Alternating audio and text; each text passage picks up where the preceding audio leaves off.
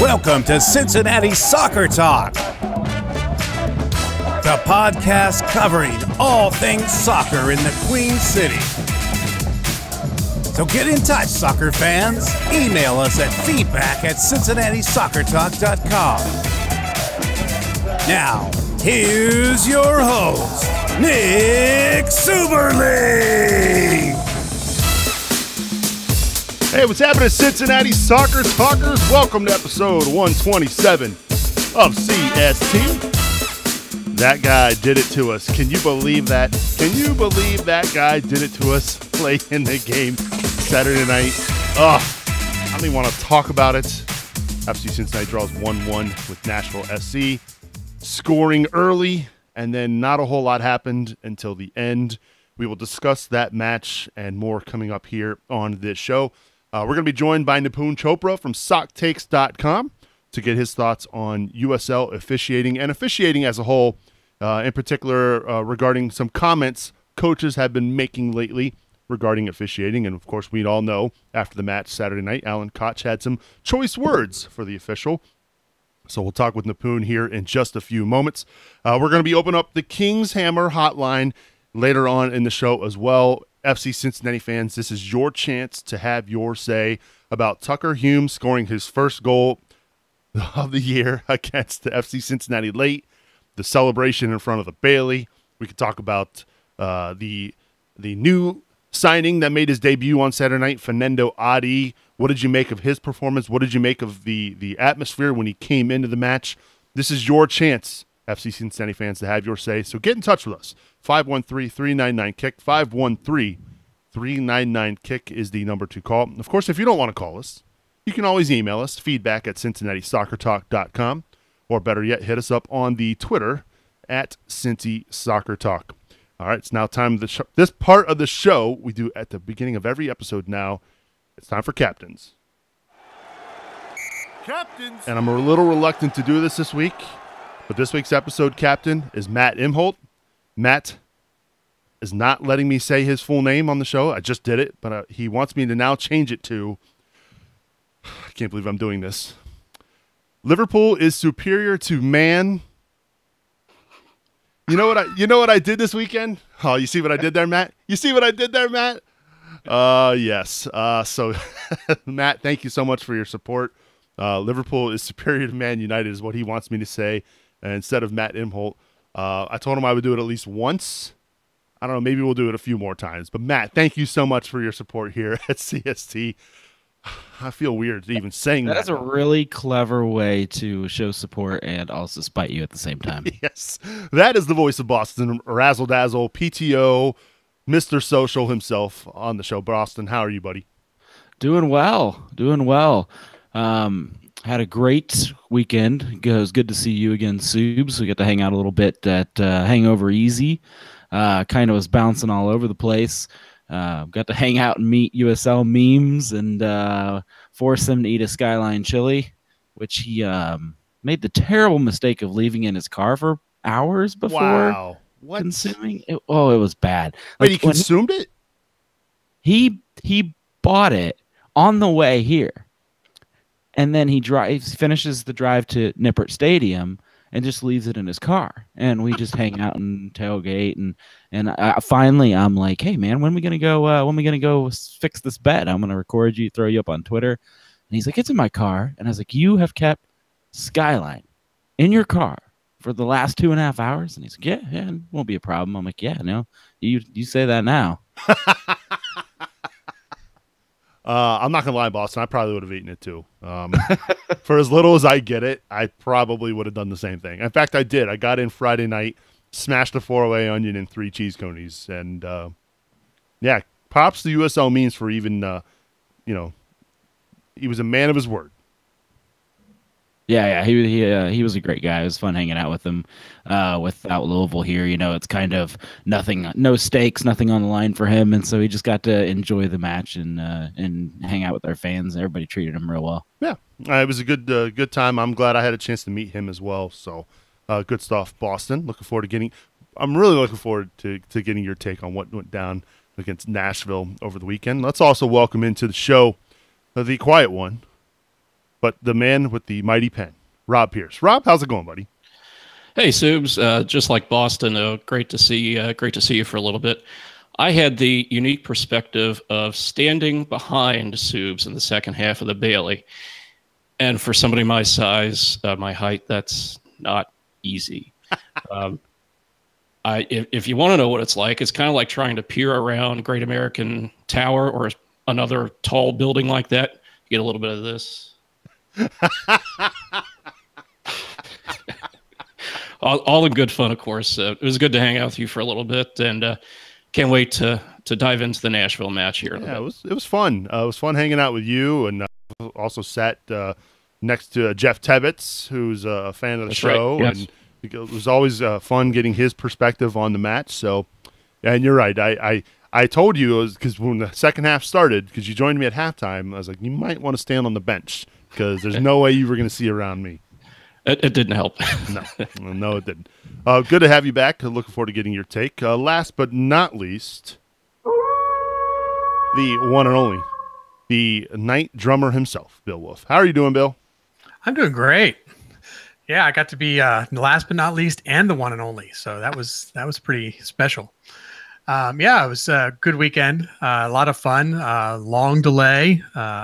Weird to have a lightning delay with the sun shining, but it's the USL, and there we are.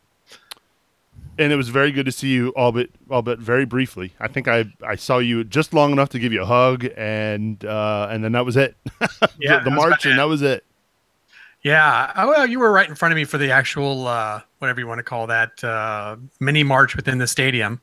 But then we hit the Bailey, and you were gone. So I was gone because I was trying to find the missus who bravely sat in the Bailey with me on Saturday night.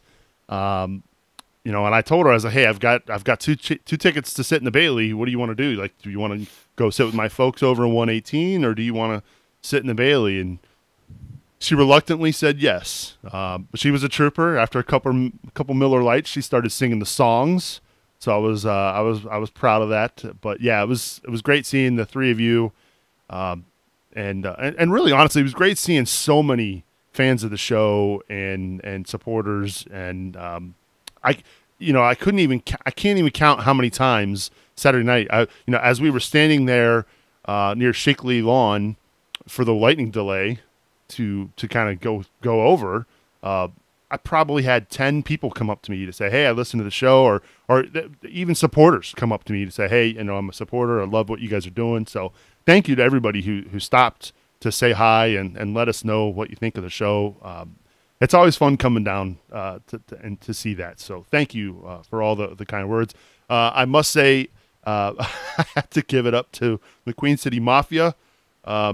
If you haven't seen the Twitter footage, I attempted to kick a soccer ball to hit a parking sign, and it did not go well. So thank you, Jamie, from the Queen City Mafia, Jamie Amos.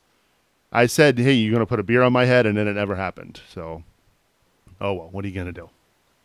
So anyway, it was a great time Saturday night, other than the result. The result felt like a loss. Let's be honest, guys. Mm-hmm. Scoring 28 seconds into the first half, the quickest goal in FC Cincinnati history. Danny Koenig puts it in the net past Matt Pickens, makes it 1-0. And then late, Tucker Hume, Big Bird himself, the king of the flop, after flopping around all night on Nippert Stadium's turf, just puts the dagger right in our hearts. I mean, yes, it's a point, but it had to be, of all guys, it had to be that guy. Oh, that was probably the most disappointing part of all of it. I'll start with you, Bill. Your thoughts on the match, and while we're at it, give me your best and worst. I was wondering if we were going to do that or not. Oh, okay. Let's see. Best and worst. I'll go with the best first. And I'm going to come right in following you with the whole comment about who got the goal. But I got to give Hume props, man. I love the fact that he owns Big Bird now. The fact that he did a flyby of the Bailey, came out afterwards, wanted photographs with the 2-pole. F is for flop. If you guys didn't see that, had a big Bird face. So, if you're going to be, 6'50" and, dressed in yellow, you might as well just own it and have some fun with it. So, all the power to the guy. I love the fact that he just took what we threw at him and laughed and said, "Okay, I'm Big Bird." So actually, if you follow some of his Facebook, there's all kinds of memes about it out there. So he's having a good time. So that was my best. I just enjoyed that. That probably, and I'll agree with you, Bill. That probably was from an opponent's perspective in front of the Bailey in the short 2.5, 2 3/4 year history of FC Cincinnati. Probably the best opponent celebration we've ever seen. Yep. Yeah, it wasn't like a shushing or a snubbing or anything like that. It was just like, "Yep, I'm Big Bird. Here I am," which I thought was great. So that's awesome. He loved being the villain. He was the villain. He was definitely the villain. Yeah. And then worst is basically the same thing. The fact that we scored the earliest goal. We got out there. We had the lead. We've got definitely talent on this team. But we just couldn't seem to get out of our half of the field, and we ended up essentially defending for most of the game until eventually they scored. So just very frustrating as a fan to watch a game where you're out ahead so early, and then can't do anything else with it at that point. Yeah. So. Yeah, I'd have to agree with you there on those, Bill. How about you, Boston? Give me your best and worst. Well, I honestly can't call the fastest goal in FC Cincinnati history the best because immediately I was filled with joy and I was like, oh my goodness, we are going to murder these guys. And then it hit me like, wait a minute, what if we do that classic thing where we get comfortable and just sit back? And I got that vibe real soon. Like, okay, they're comfortable. They like the lead. Of course they do. But we're just not a good team when it comes to. I mean, we have lots of clean sheets. But traditionally we do a better job of holding off another team by continuing our attack. Not the whole time, obviously, not maintaining 70-80% possession. That's not us. But we are a side that likes to get above 50 sometimes and hold them off and make them think at the back of their minds Cincinnati can attack at any point. We have to stay back. And we got away from that. And to me, that's the worst. I mean, I hate to say it, but scoring too early is crazy to say. Yeah, it's crazy to say it's bad, but I really think it got in the heads of the guys. Also, I just don't think that I think Cincinnati and Nashville, I want to say the best is kind of this weird scenario in that we're actually getting somewhere here with this rivalry because it's frustrating for both sides. We both want to win. We both want to shove it down the other fan base's throat. And we go there and tie. We come here and tie. We tie in the preseason. We have one game left. How much would that suck, though? Like, if we go to that fourth game, last game of the season, it's a draw, and we have to wait a year to play him again. Right. And we never really know who the better team is. More than a year if we don't see him in the Open Cup. Yeah.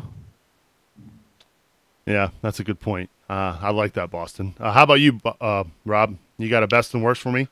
I do. I'm going off the pitch for my best. All right. This is watching Mama Lasso bang that drum.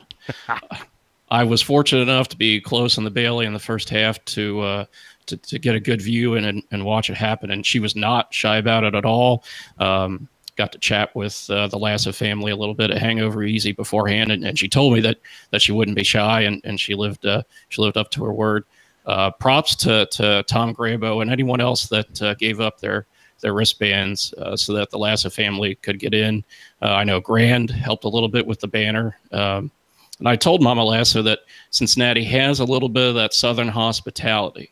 And I know that they got that on Saturday, and that's not just for the Lassos. The supporters would do the same for any FC Cincinnati family if you're up for it. It's not for everyone, I know, but there's nothing wrong with that at all. Yeah, Gran came by and played the bass drum too. I don't know if you caught that. I did not. Yeah, she came by as well. She didn't quite have the dance moves that Mama Subs had, but Mama Subs. Sorry, Mama Lasso has. That was just a habit right there. But But Mama Lasso, man, she was boogieing out there, but Grand, she gave it a shot too. So. And for my worst, I don't know that I would necessarily call it a worst. It's just more of something that I noticed watching the replay. And I'm just wondering if there's a little rust having the last weekend off. They had the friendly against Espanyol, and the starters played 20, 25 minutes. Nas and Lahoud didn't seem as sharp as they normally were.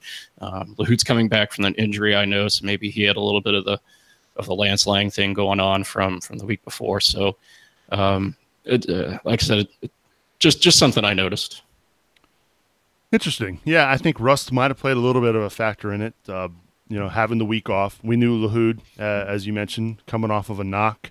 I also think that's a big reason why they've gone out and made some signings. They went out and got a defensive midfielder in Alashi. Obviously, we didn't see him feature over the weekend, but my guess is he's going to play a pretty prominent role down the stretch of this USL season. I thought it was pretty telling as well, to see Tyler Gibson get in there, and I thought that would be more of a shored up kind of situation. You get your two defensive midfielders in there, and then it just didn't happen. But it was really good to see Tyler Gibson get his first USL action of the year. Yeah, he's got to get in the mix one way or the other. It's not exactly maybe going to be the smoothest process working him in, like bringing him in against Nashville. We didn't see like any instant productivity that would have won the game, you know what I mean? But he's a guy that's got a championship behind him, and he can play, but he's got to get minutes one way or the other. And we don't have another side to send him to, so it's going to have to be real game time experience. Yeah, I agree. I'm looking for him to see more and more minutes every match. Hopefully he can make his way into perhaps a starting role. My best and worst. Did you want to chime in, Bill? Go for it. No, I was just going to say, I like his production, but more importantly, I think I like his vision. I mean, to me, it seems like he's making some really smart moves. He's very confident on the ball. He's taking on players. He doesn't look like somebody who's been 6 months recovering. So maybe there's a fitness issue. We can't get him 90 or even 60. But for me right now, I definitely would like to see more than the 20 or so minutes we've been seeing. My worst. I'm gonna start off with my worst of the weekend. You go back and look at the heat map and the average field position of FC Cincinnati players deep in our own half. That for me is disappointing. When you're at home in front of 27,000 people, I want to see attack. I want to see us go at the opponent and put shots on frame. FC Cincinnati were outshot 19-4. That shouldn't happen at Nippert Stadium. And you got to give credit to Gary Smith, the Nashville SC. They made it a point to really put pressure on Nas and Lahoud when they had the ball. Immediately, as soon as they had the ball, they were being pressured. So that was what was disappointing to see. It felt like, and if you look at the possession stats, it said 52-48, which it did not feel like that whatsoever. I think at one point in the first half, I turned around and I said to Jeff Tebbets, I said, I feel like Nashville's had the ball for the last 12 minutes. It just felt like they were managing and dominating the game. And yeah, they didn't have a whole lot of shots on target out of those 19, but it was just still frustrating. When you have a packed house, go attack, give these fans something to cheer about. And I don't know if that was a byproduct of the early goal, and maybe you just had that sense of security, like, okay, we've got a goal. There's nothing, we can sit back a little bit. But after that first goal, I mean, there wasn't really much that we did to challenge Pickens. I mean, Adi had the header there in the second half. Maybe he puts that a little further in the back post, and that's a goal. Ledesma had a kind of a flick on off of a free kick that was easy for Pickens. I guess if they were going to call that a shot on goal. But outside of those chances, like there wasn't really much that FC Cincinnati's offense mustered up, and that was my worst. My best of the weekend, and this might go unnoticed, but if you go back and watch the replay, when Danny Koenig is subbed off for Fernando Adi.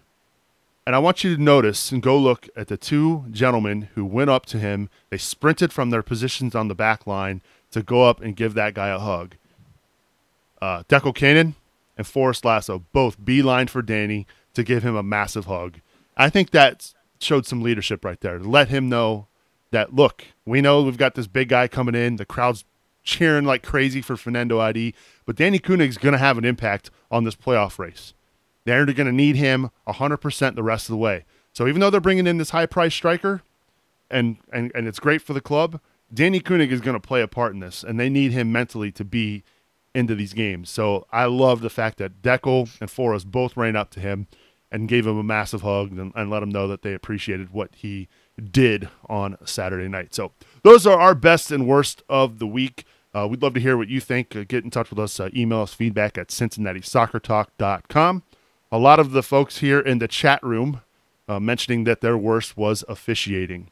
We're going to talk about that right now with a good friend of the show, Nipun Chopra, who now joins us on the Kings Hammer Hotline. Nipun, welcome back to CST. How are you, my friend? I'm good until I saw you selling out Manchester United, so I have a bone to pick with you. Well, I mean, money talks, Nipun. What can I say?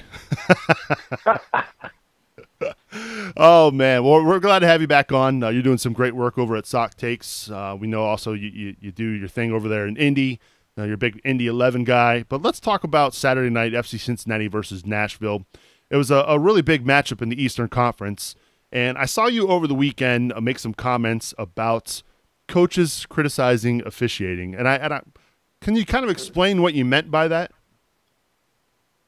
Yeah, sure. First of all, I appreciate being back on. Good to talk to all you guys.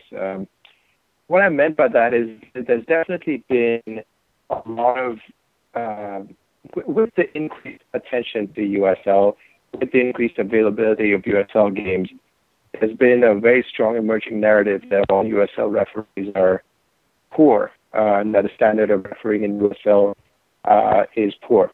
And that has been exacerbated by many coaches, the likes of Martin Rennie, that's the Indy 11 coach, the likes of Alan Koch, Cincinnati's coach, the likes of James O'Connor when he was in Louisville, likes of Sacramento. So there has been Energy's coach, Steve Cook, is guilty of it too. There's been a consistent demonization, I think, of refereeing and the level of refereeing that has kind of catalyzed what has become a toxic social media environment, as well as, I think, a very unfair characterization of the level of refereeing in general. So that was my overall thing. And the final point I made that people took most exception with was that I felt coaches should get fined for criticizing the referee. So we're having a little bit of a connection issue with Nipun. Nipun, I'm going to drop you and I'm going to add you back here in a minute. Hopefully we can get that connection cleared up. While we do that, Bill, why don't you give our folks a chance here to we had some other bests and worsts that folks chimed in with. Sure. While you're working on that, I'll read it off. I was following over on YouTube, so I saw a couple people there. Scott Wilson chimed in with his best. That was watching the replay and hearing how loud the Bailey was during multiple points. He said the mics were picking it up pretty well. So obviously the broadcast was getting the energy of the crowd. So that was his best. And then Mama Subs, not Mama Lasso, as I seem to get them mixed up now. Just kidding. Mama Subs, she chimed in on YouTube with her best was the patience shown by the supporters waiting as long as we did to enter the stadium. Amen to that. I'll tell you, that hour delay for the game felt like 3. It was incredible. So anyway, those were the best and worst, or those were the best that I saw on YouTube. So those are some of our best and worst. Let's see if we've got Nipun back. Nipun, you with us? Yeah, sorry about that. Could you guys not hear me? It was just really choppy. It sounds like we've got a much better connection now. So why don't we let's start over. Let's reset, shall we? Let's talk about what you were discussing over the weekend regarding the the criticism of referees. Sure. So good to be on with you guys. So what I was trying to say this weekend with that comment on Twitter was that there's been a constant demonization of referees in USL, given the availability of multiple games, ESPN Plus, and the increased coverage of the game by finding folks like yourself, us at Sock Takes, USL Show, etc. A lot of people are talking about each and every decision now that is being made. And I think a lot of the negative stuff that's come out of that has been exacerbated by the coaches. Coaches such as Alan Koch, such as Martin Rennie, that's Indy 11's coach, the coach Steve Cook at OKC Energy, James O'Connor when he was in Louisville City. There's been an emerging narrative that the level of refereeing is very poor in USL. And I think that was what I wanted to fight back against, was trying to so obviously we are all fans and we react to stuff, right? I think that's normal, that's a part of the game. And I think what I found unacceptable is the number of times that managers are using the referee as a crutch to explain away poor decisions that they made or poor results that have come their way. So that was the point I was trying to make, and I was trying to say that managers should get fined for criticizing the referee. Yeah, I mean, I definitely hear what you're saying. I guess I think it's a little scary to say that, you know, that the referees are beyond approach, that we can't criticize them. I think maybe it should be possible to criticize. I don't know that it should be just a natural fine, but I do kind of agree. I think it's a little bit reckless on the part of managers sometimes to make criticisms, especially immediately in post-game commentary, because, you know, what you see the instant on the field to what you see later, if you go back and watch the replays, a lot of times, you know, as a fan, I'm watching the game and I think, oh, that was terrible. And then I'll go back and watch later and realize, maybe they got it right. Or maybe it wasn't quite as blatant as I thought it was, or such. So, you know, I do agree. I think the attention the USL has gotten is really putting some pressure on the referees. And unfortunately, I think that game day experience as a fan, you know, we tend to always side with our team, but we have to be careful to, you know, acknowledge that, you know, sometimes the referees do make the right call, right? Just because we don't like them.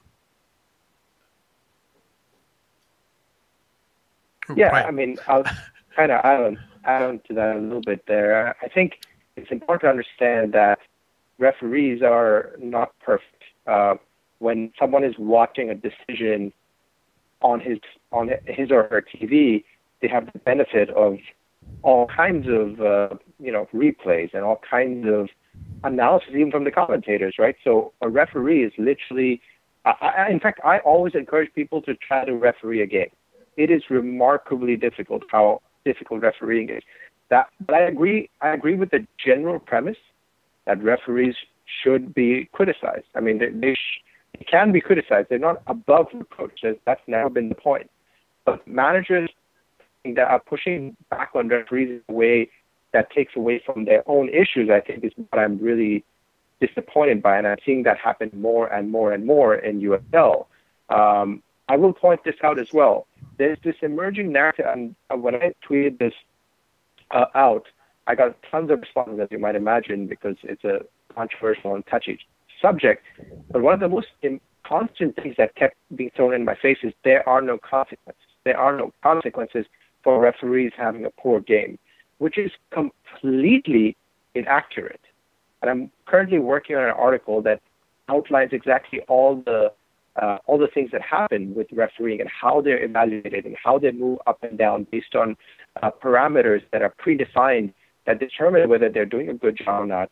But the point I want to make is that it is completely inaccurate to say that referees have no consequences for a poor game. The problem is, a lot of the times when people think a referee has had a poor game, him or her, the referee, has maybe not had a poor game.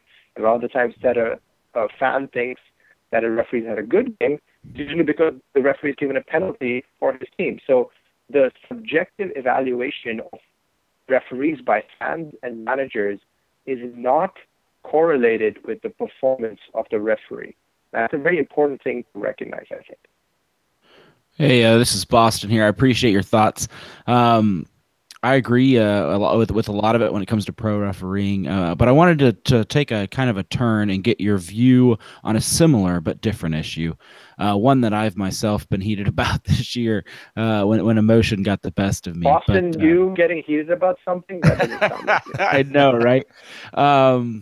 No, so the issue with the discipline committee and how suspensions are given out. And this is kind of above, above and beyond the pro referee. I think we've only seen one, maybe two pro decisions overturned. One last week being the Tampa Bay red card that ended up not really being a red card. So USSF overturned that.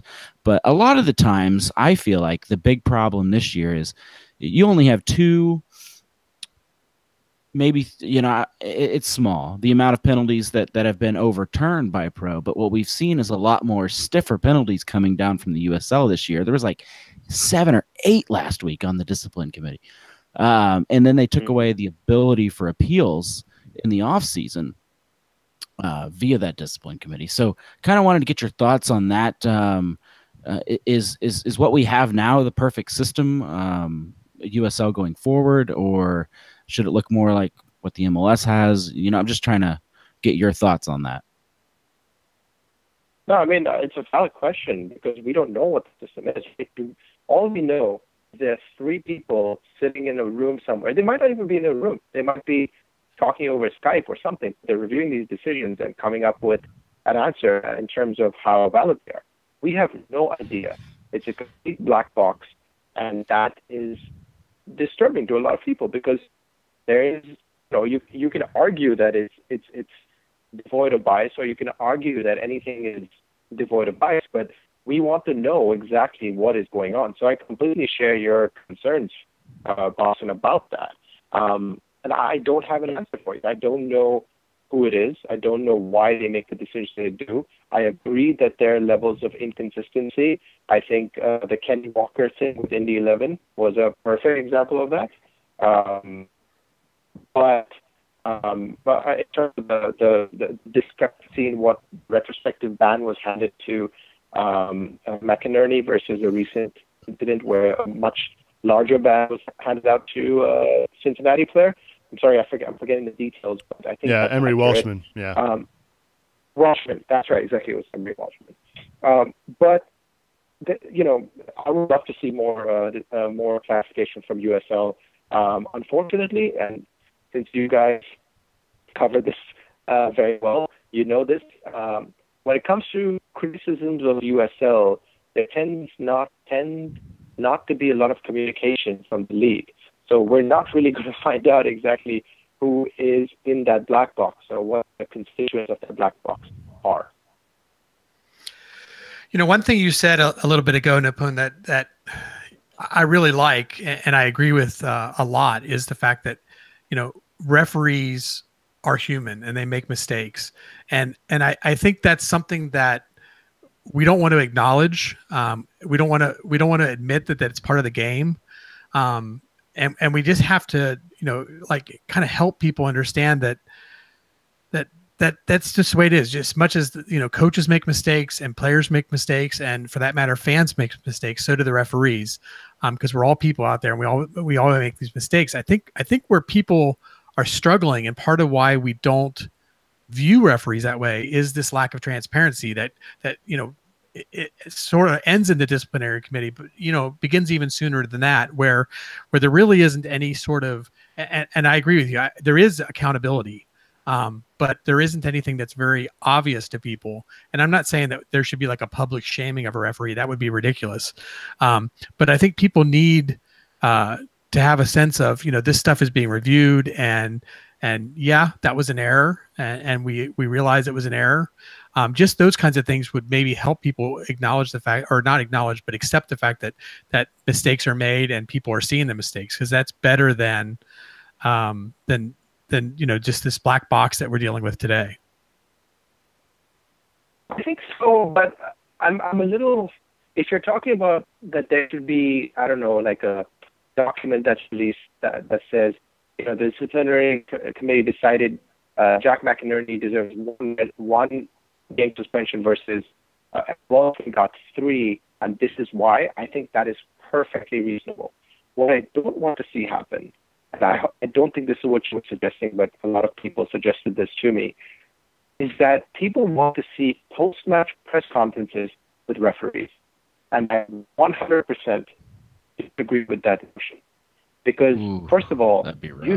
we do not want. I'm sorry. I just said that would be rough, and it would be completely that would be- skewed by who the home side is. Exactly. And I think it's completely unfair to do that to referees because, first of all, you do not want referees to become cult of personality the way managers have become. I think it reduces objectivity. Number two, I think it would put referees under even more pressure than they are now, which would lead to arguably more variance in their decision making. So I think that's a horrible idea that somehow, again, this is become emerging now. Even MLS owners and managers are suggesting this now, and I think it's absolutely bonkers. And something that I think people who claim that should happen are a little too biased by NFL because with NFL you have a referee with a mic on the field, and you get to hear there's more of an intimate interaction with the referee. In soccer, that's not the case, and there's a good reason for it. In football, you can be 16,000 pounds and referee a football game. In soccer, you can't do that. You're going to be running around a lot. So I'm digressing, but to your original point, there should be some pulling back of the black box, but not to the extent that a lot of people seem to want it to be pulled back. Well, Nipun, good stuff as always. We appreciate you taking some time with us. We're having a little bit of issues with your audio tonight, so we do apologize for that. That just means we need to have you back on to talk a little bit more soccer. Maybe we actually have you join via video next time and maybe take the next step in this soccer relationship we got going on. Anytime. I don't have the face for video, but I'm being on with you guys and chatting with you guys. And anytime you need me, I'll be on. Well, we appreciate it, Nipun. Go check out his work over at socktakes.com. Give him a follow on Twitter at Nipun Chopra 7. Nipun, thanks so much for being with us. We appreciate it. Thanks, guys. Cheers. Bye. That's Nipun Chopra joining us here on the Kings Hammer Hotline. Yeah, good stuff. And look, there were some comments made over the weekend regarding the officiating. And look, I'll be the first one to say the officials aren't the reason why FC Cincinnati drew 1-1 against Nashville. Let's just put it there. Let's just throw that out there right now. That is not why the match ended 1-1. All right. I don't know, Subs. I don't know. What do you mean you don't know? I mean, it could have been much worse if it wasn't for the officials. Oh, 100%. 100%. That's I where think FC Cincinnati were very fortunate that the official didn't see some things. I do too, and that's where, to me, when I heard about the criticisms, I kind of paused, and I kind of went dark on Twitter after the game because I was like, I can't get into this right now. That official just wasn't calling stuff, and he wasn't calling stuff either way. He wasn't going to call penalties. I got that vibe relatively early. We had a guy knocked down semi-ish. It would have been tough for anyone to call that a penalty. But when Lasso took their guy down in the box, I mean, I've went back and watched it a few times, and I don't know how it's not a penalty. I'm just throwing that out there. Well, not only did he take him out, but Rob, what else did he do? He also, at least from my perspective, handled the ball. Yeah. That could very easily have been a penalty. And in fact, I was holding my breath, bracing for it. Yeah, we were both sitting in the Bailey looking at each other like, how did that not get called? Because that was a Bailey-only view because he was diving that way. Yeah. So, look, there are two sides to every refereeing story. Bill, did you have anything else you wanted to add in here regarding the officiating discussion? Oh, I mean, just kind of along the lines of where I was going with the questioning.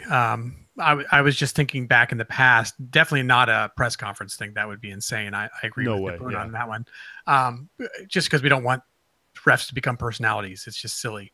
But I kind of recall in the past, I think it was an MLS Pro Referees was doing something where like every week they would take like 2 referee decisions and do like kind of a recap on them and say, this is a referee decision that, people questioned and look, he made the right decision.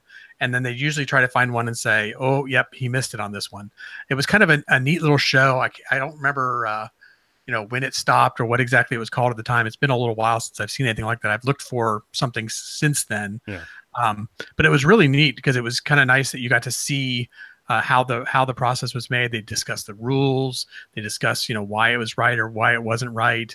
And you could learn quite a lot, but also it kind of opened up that box and made things a little more transparent. So I was kind of positive on that. I'd like to see something like that back.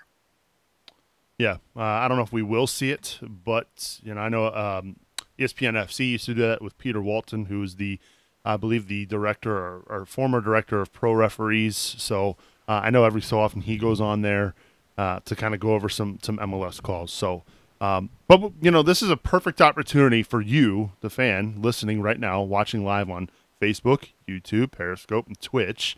What did you make of Nipun's thoughts on refereeing? What did you make of the referee as a whole on Saturday night? Did he have an outcome on the match? What did you make of Fernando Adi coming on as a sub there in I want to say it was the 75th minute? I lost track. I think that's about right. I was 10 minutes off from my prediction. I thought he'd come in the 65th minute. But this is your chance to get in touch with us here on the Kings Hammer Hotline, 513-399-KICK, 513-399-KICK, while we wait for your calls. It's that time of the show, and this is the first week of the month, so guess what we get to do? We get to announce every name of every single CST supporter. So here it goes. Let's give it up for Tim Bronsel and Kings Hammer. Thank you so much for your support, Tim. Matt Adamczyk, Pat Serberling, Brian Malone, Jamie Smed, Mike Hudson, Jonas Tom, Jack Emery, Mike Bowman, Kathleen Francis, Jesse King, Teresa Everidge, Jesse Gill. Liverpool is superior to Man U. Matt Imholt, Arthur Oliva, Brian Griffin, Reese Johnson, Josh Leese, Harry Austin, Josh Staley, Paul Hetker, Mattis Brumbach, Courtney Rice, Joe Collier, Christina Sharma, Nate Hale, Adam Alexander, Mike Berryman, Dan Village, Jeff Egan, Becky and Matt Ryan, Joseph Wells, Stephen Buckridge, Alec Mackey, Angela Cardwell, Scott Kaplan, John Davidson, Patrick Lonnie, Dave Tangler, Alex Yersky, Alex Pennington, Chris DeMeo, Claire Hughes, Carl Fight, Scott Griffith, Derek Smed, Greg Harrell, Jack Doyle, Walker Tice, the Cincy superfan himself, Tom Grabo, Tim and Tina Harris, Christopher Howard, Sarah Spriggs, Michael Winland, Scott Party, Richard Rolson, Brandon Jones, Chima John, Gary Randolph, AJ Stork, Jamie Lay, Matthew Moore, Robert Finley, Kevin Johnston, Doug Ross, and Andy Rosen. Thank you so much, each and every one of you, for your support of CST. Again, if you want to have your name listed on our website, on social media, every month here on the show, or potentially every week, help us out. CincinnatiSoccerTalk.com/support. I kind of hinted at it over the weekend when I talked to a lot of different supporters. We have some big off-season plans for Major League Soccer with the website. So this is your chance to get involved. CincinnatiSoccerTalk.com/support is where you can do that. Again, the Kings Hammer Hotline is open, 513-399-KICK, 513-399-KICK to have your say about this past weekend's match. Of course, Fernando Adi made his debut for FC Cincinnati, the big money striker who is actually technically on loan from the Portland Timbers. There were rumors late last week that there was the potential that he was going to be loaned out to Montreal. Thank goodness that did not happen. But he is here. He will be finishing out the year with FC Cincinnati on the USL slate. He made his debut, gentlemen, in what was arguably the loudest I've heard Nippert Stadium since the Chicago Fire game last year in the Open Cup. What did you make of his debut? What did you like? What did you dislike? What should we expect going forward? Rob, I'll start with you. Could you repeat the question? I think we had a little bit of internet malfunction. Oh, okay. I was talking about Fernando Adi's debut. What did you make? What did you like? What did you dislike? What can we expect going forward? I thought it was great. It was really impressive that he almost put one in, that header off the crossbar. That would be the thing that I liked the most. I really didn't dislike anything, although I will say that it's going to take a minute for him to fit in with the rest of the offense, and for people like Ledesma to figure out how to get him the ball where he likes it, that sort of thing. So, I mean, don't be expecting him to come out and score if he starts or if he comes in or whatever he does. And that's the same thing with Latache. Did I say that right? Latache? No, Alashe. Alashe. Fatai Alashe, yeah. My apologies. If you remember going back to the beginning of the season. Uh-oh. Are we getting some stream gremlins tonight in Boston? I'm still here. Oh, okay. I'm here too. Weird. Yep. I'm here.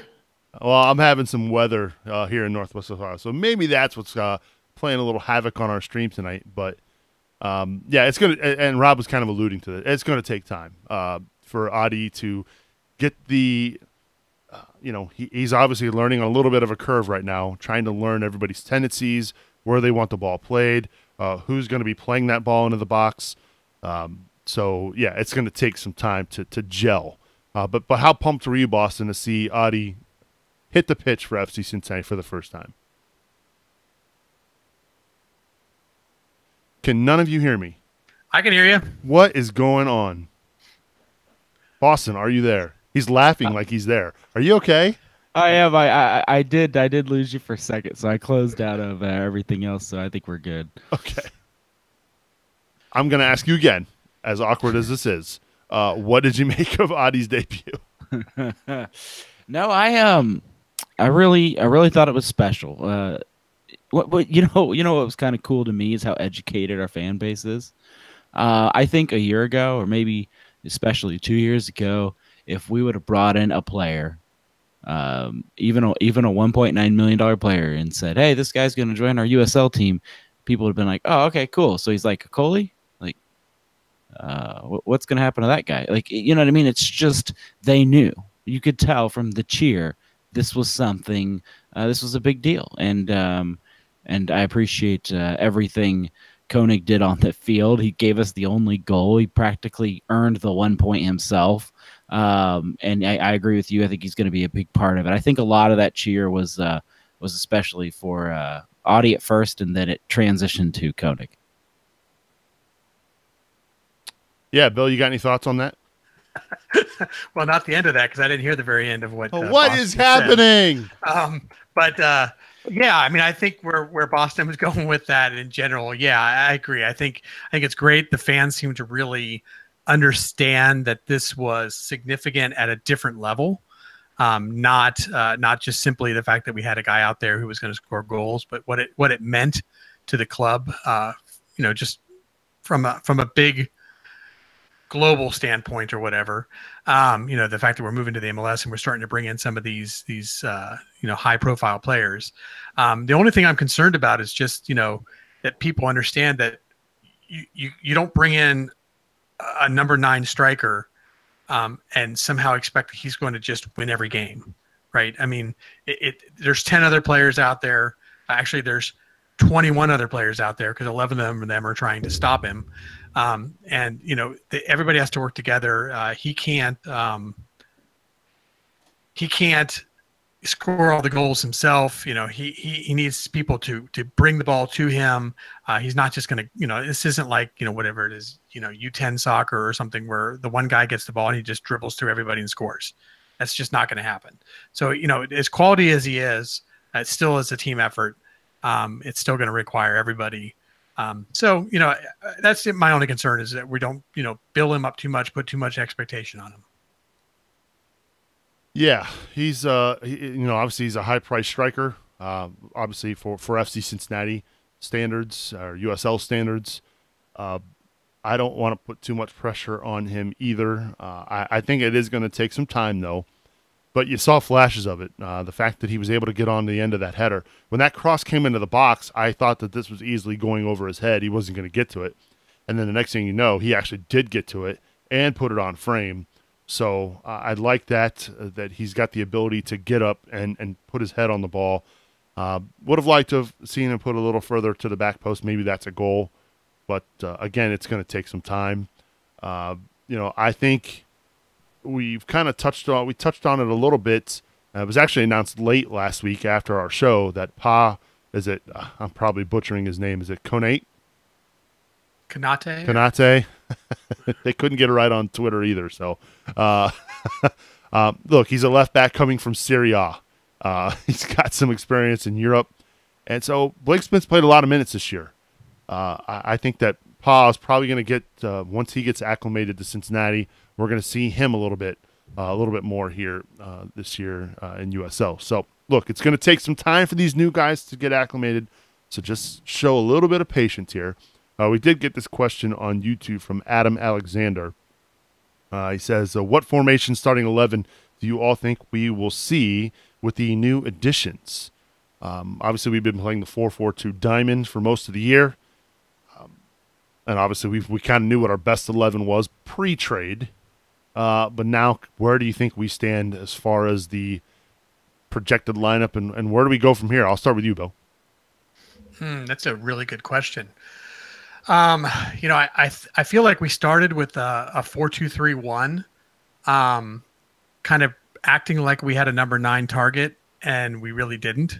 So once it kind of became apparent that wasn't going to work, we went to this 4-4-2 diamond, which has been working for us. It got 2 people in the box. So Ledesma kind of floats around and kind of plays like a withdrawn forward, and that's been working nicely for us to have him sort of poach around and have the defenders sort of trying to follow him, giving opportunities to Koenig or Welshman as appropriate.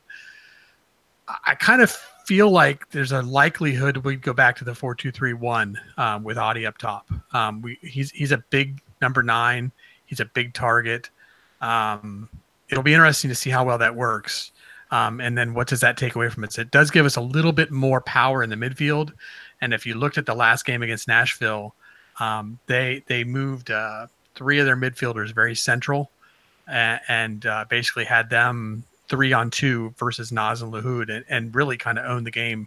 So it would be interesting to see us get a little bit more midfield power, get the ball forward in these situations and not be kind of losing control in the middle of the pitch.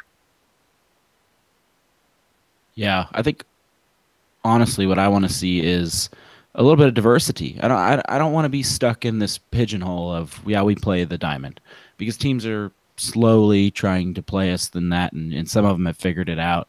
What I would love to see is a little bit of, okay, Adi's on the field.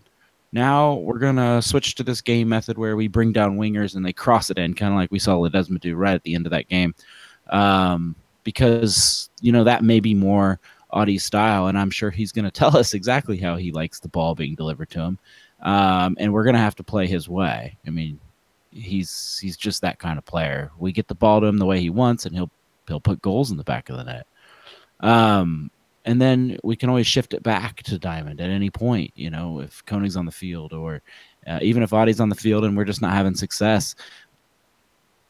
I would love for teams to not know, like, what are they going to do? We got a game plan. How do we game plan against Adi versus Ledesma? And what setup are they going to go with? Are they going to switch halfway through? I mean, that brings me joy just thinking about it. Yeah, that's a good point.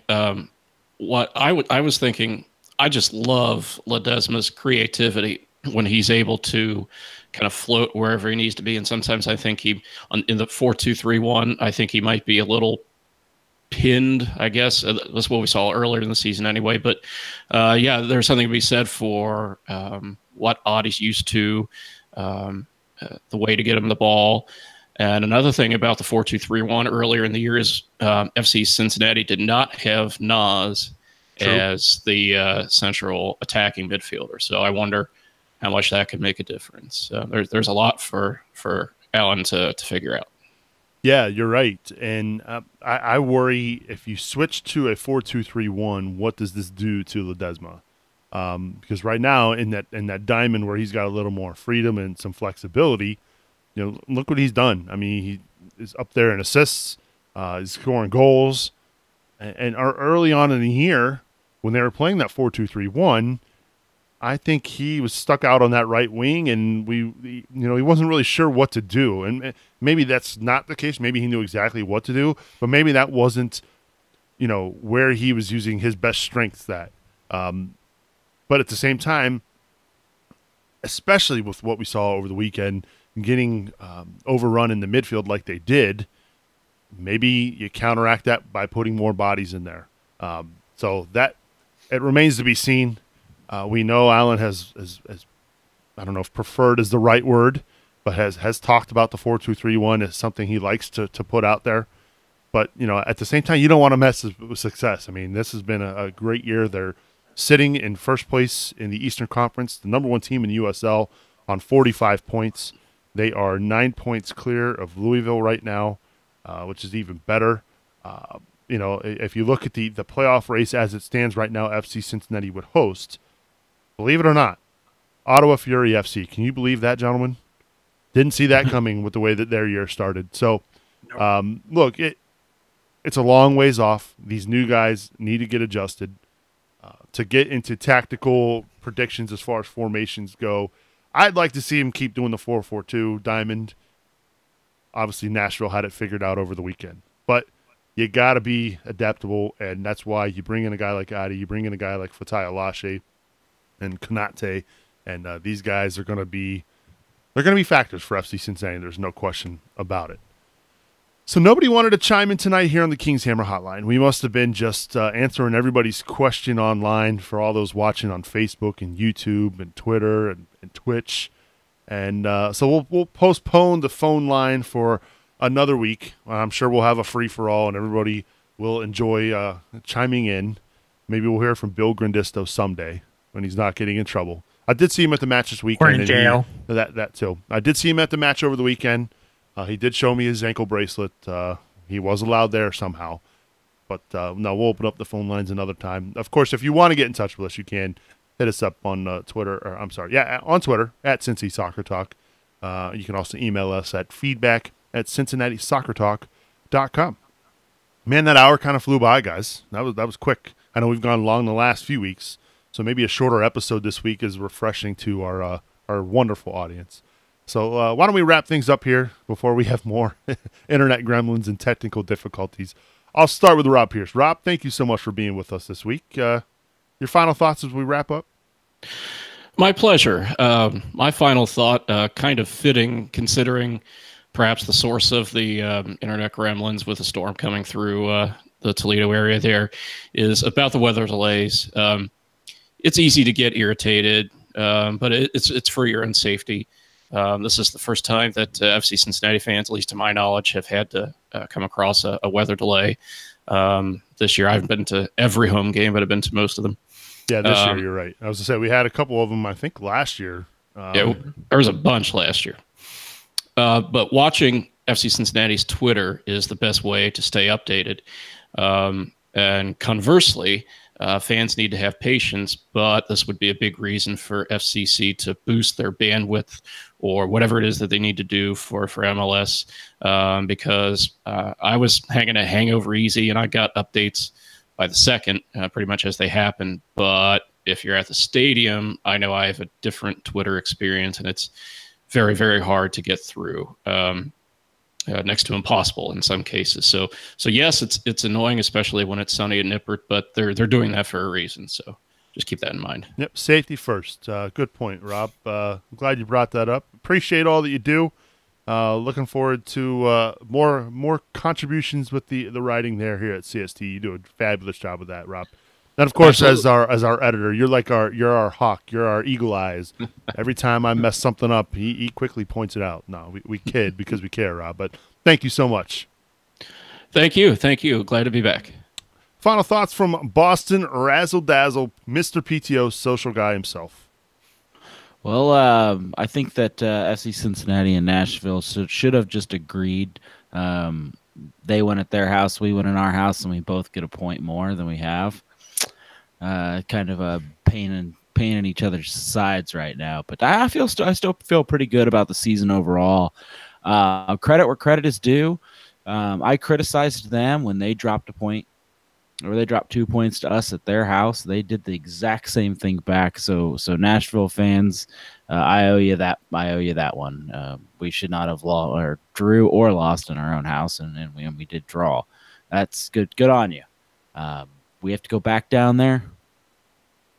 One more try, And sadly, I won't be able to attend that match. But man, I wish I could, because I feel like that could finally be the one. Last game of the season. All the drama is going to be right there. Can I add another worst? I was fully expecting there to be more Nashville fans, honestly.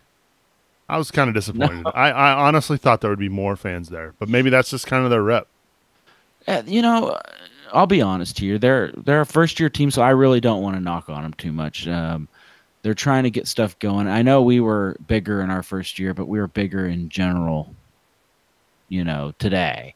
I don't know if Nashville's going to be booming as big as we are in their third year even. So measured success. I think that for them traveling to Cincinnati for 4 hours is 4.5, 5 hours, whatever it is different. They're not used to it yet. Cincinnatians just like to travel. It's built in us. So Whoa. I'm going to back the truck up here. Boston likes to travel because that's all you do. I don't like to travel, but then, yeah. Anyway, no, I kid, because I just fully expected there to be more fans. I kept hearing that they were bringing 2 buses up, and I just didn't see it in the stands. So, but I will give credit to where credit is due. They did come up. Those that did come up, kudos to you, and hopefully we'll be able to pack Nissan Stadium. Well, will that game be at Nissan Stadium? Yep. No. It'll be at the First Tennessee Park. Yep. So, hey, we get to and watch we're some on the minor league grass. baseball. Yeah, and we're on the grass. Good stuff, Boston. As always, we appreciate you being with the show and all that you do, man. You're a good dude. Thanks, man. All right, final thoughts from the Wolf Man, the one and only. Yes, I did the one and only again. Bill Wolf. Bill? He was waiting for it. I was trying to figure out if you did the one and only the first time. Last but not least, the one and only. Okay, yeah. Anyway, you got your phrases, so I just always try to keep track and make sure I get them all, not collect them like scarves. But anyway, I think for me, my final thoughts are I just want to give a shout out to the mini tifo that we had for the game. I think that was impressive to get that idea and tifo done and hung essentially in 1 week. So kudos to all involved. That was a great way to say something, make a statement, I guess. I'd like to see more of that. So kind of on the backhanded comment there. But yeah, let's try to keep that going. It's certainly fun to see this. Maybe some big tifos coming down the road would be nice too. At least maybe one by the end of the year. So they're a lot of fun. Hopefully we can get more people involved and we can get them kind of cranking out. We got to step up our game for the MLS. At what point, Bill, do we hear the chants of Abba's Fernando for Mr. Adi? Is this going to happen? Is this going to be a thing? I'm kind of hoping it becomes a thing. I don't know. Don't at me. Come on, don't at me, guys. No. It's been suggested already. It's not like an obvious thing that people haven't figured out. So it'll just be a question of whether we can get it pulled off or not. I would say that we've kind of got these player chants already, and if you're probably central in the Bailey, you know them. But if you're outside, I don't know that they're carrying out too much. We definitely don't use them much during game time, but we definitely do it during the the player introductions. Yeah. So but yeah, I mean, they're fun. So we'll see. We should try to get a few more of them, but they tend to be short, so that people don't learn them very well. So we don't carry on like a salute to Jimmy for 5 minutes straight or anything like that. It's kind of weird.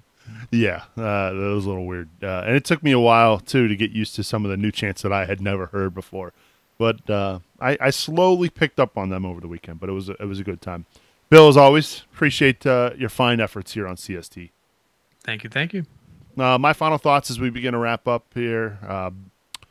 Make sure you get signed up for the Cincinnati Soccer Talk Foot Golf Classic. Brad does a great job organizing that event. He messaged me last week and he said, I'm so excited for the amount of teams we've got signing up. Let's extend the deadline. We had said that August 1st, the price was going to jump up to $200 per foursome. He says, hey, let's extend it to $180 still. So you still have a chance, FC Cincinnati fans and CST supporters and foot golf fans, to get registered for the third annual CST Foot Golf Classic presented by Joseph Auto Group. It's for a great cause, raising money for sports games for kids. So make sure you get involved there. It's August 25th at 3 p.m. at Woodland Golf Course. Your ticket to the event gets you your foursome 18-hole scramble, followed by dinner at Westside Brewing. There's going to be prizes on the course, 2 drinks, 2 drink tickets, banquet, a gift, whole prizes, and more. So make sure you check it out. CincinnatiSoccerTalk.com/footgolf is where you can do that. I also want to give a shout out and thanks to Michelle. Nobody knows who Michelle is because I was standing there during the lightning delay, and she had 2 very young children, and as the game kept getting delayed further and further, they were getting frustrated, and they had to give their tickets up because they knew their kids were not going to make it very long into the night because of the late kickoff. So she gave me 4 tickets out of nowhere, which I was then able to give to a friend of a friend who showed up at the ticket office expecting to get his tickets for being the freshest fan of the night or whatever. And when he got there, he was not in the system. So he's like, "Are you kidding me?" So all ended well. Scott ended up getting tickets to the match. But I wanted to say thank you to Michelle and her husband's company, Lawrence and Associates, who actually had the tickets for helping out another fan of FC Cincinnati who was able to get into the match. So thank you, Michelle. I told her I would give her a shout out on CST, and so there you go, Michelle. Thank you again. All right, that's going to do it. My thanks to Nipun Chopra for joining us here. Go check him out over at socktakes.com and follow him on Twitter at Nipun Chopra. For Bill Wolf, Boston Razzle Dazzle Brazzle, and Rob Pierce, I'm Subes reminding you to watch your tackles, and we will see you all next week. Cookie Monster's better.